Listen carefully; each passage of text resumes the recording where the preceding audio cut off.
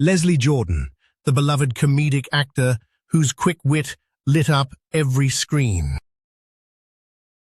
Whitney Houston, the voice that turned pop ballads into soaring, unforgettable moments. James Earl Jones, the resonant baritone that gave Darth Vader his iconic presence. Elvis Presley, the king of rock and roll whose swagger reshaped popular culture. Ray Liotta, the gritty talent who made every crime drama feel dangerously real. Bob Saget, the sitcom legend whose humor blended warmth with razor-sharp timing. Coolio, the rap pioneer whose beats turned West Coast stories into chart-topping anthems. Jerry Springer, the talk show icon who turned controversy into nightly television. Barbara Walters, the pioneering TV host whose charm opened doors for women on screen. Tom Hanks stands on a soundstage in 2023, the lights dimming as the crew prepares for the final scene of A Man Called Otto. The camera rolls, but the real focus isn't the script on the page. It's the veteran actor's relentless habit of dissecting every line, every gesture, before he ever steps into character. That same meticulousness has defined his career for more than 4 decades, turning a natural likability into a craft that other performers study. Even before the Oscars and the iconic "you're gonna need a bigger boat" moment, Hanks was already known for his disciplined approach. In the late 1970s, after a stint at Chabot College and a degree in theater from California State University Fullerton, he joined the improvisational troupe The Second City in Chicago.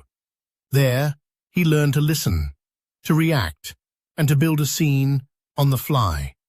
Skills that later became the foundation of his everyman authenticity. He left Chicago with a notebook full of jokes, a relentless work ethic, and a belief that preparation beats talent alone.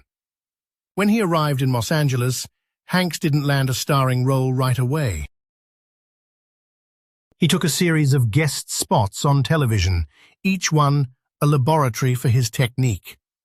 In Bosom Buddies, he honed the art of timing, learning how a pause could stretch a joke into a laugh that lingered. He would rehearse scenes dozens of times, not to perfect a line, but to understand why a character said it. Colleagues recalled him asking, "What does this tell us about who he is?" A question that would become his trademark for every role. The breakthrough came with Splash, 1984, a whimsical romance where Hanks played a regular guy who falls for a mermaid. Rather than relying on special effects, he focused on making his reactions believable. He spent weeks observing the ocean, studying how water moved and how a man's body responds to wind and spray. That dedication turned a fantasy romance into a believable love story, and studios took notice. The next decade cemented his reputation as a craftsman who could swing between comedy and drama without missing a beat. For Big, 1988, Hanks spent weeks learning how a child's curiosity translates into an adult's body language.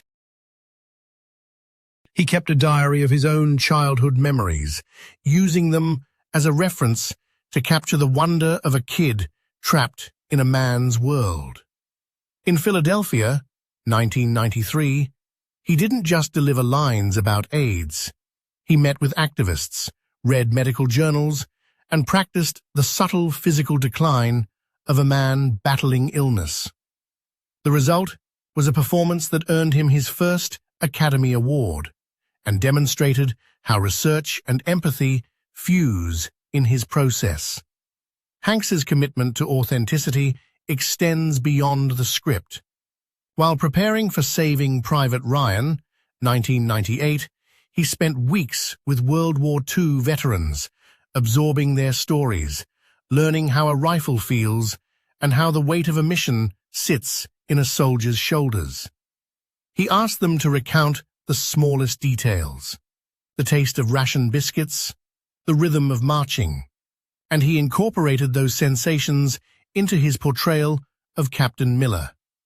The effect was a raw, visceral performance that anchored the film's brutal realism. Even in voice work, his craft remains rigorous. When he first took on the role of Woody in Toy Story, 1995, Hanks recorded hundreds of takes, each one exploring a different shade of the cowboy's optimism and insecurity. He treated the microphone like a stage, rehearsing the timing of a laugh, the sigh of a tired hand, ensuring that a plastic toy could feel as alive as any live actor. The result was a beloved character whose emotional depth resonated across generations. Behind the camera, Hanks applies the same standards as a producer. Through his Playtone banner, he champions projects that demand meticulous research. Band of Brothers, 2001, and The Pacific, 2010, are testament to his insistence on historical accuracy, enlisting historians, veterans, and on-location shoots to capture the era's texture.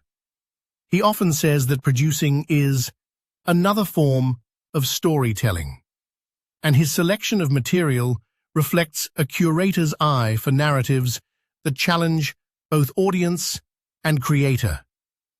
In the 2000s, Hanks continued to push his limits. For Captain Phillips, 2013, he shadowed a ship's captain, learning the cadence of maritime commands and the physicality of steering a vessel. In Sully, 2016, he studied cockpit procedures, sat in a flight simulator, and practiced the precise hand movements of a pilot under pressure. Each preparation was a lesson in humility. He embraced the idea that even a seasoned actor must become a student again for every new role. His recent work on Greyhound, 2020, showcases his dedication to authenticity at a macro level. Hanks not only starred as the ship's commander, but also co-produced the film, overseeing the recreation of a 1940s destroyer's interior. He consulted naval historians, sourced period-accurate equipment, and even learned to operate a sonar console. The film's tension, he says, comes from the discipline of the crew and the weight of history, a sentiment that mirrors his own disciplined approach to his career. What sets Hanks apart is not just his ability to inhabit a character, but his habit of treating each project as a continuous conversation with the craft.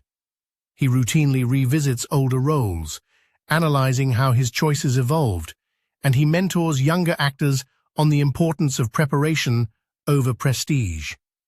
In interviews, he emphasizes that the work never stops, a mantra evident in his schedule that balances acting, producing, directing, and even occasional stage performances. Today, Hanks remains a fixture in Hollywood, not because he rests on past laurels, but because his curiosity drives him to explore new mediums. He hosts a podcast, The Post, where he discusses journalism's role in democracy, and he continues to support theatrical productions, returning to the stage in Lucky Guy, 2013, and other live performances.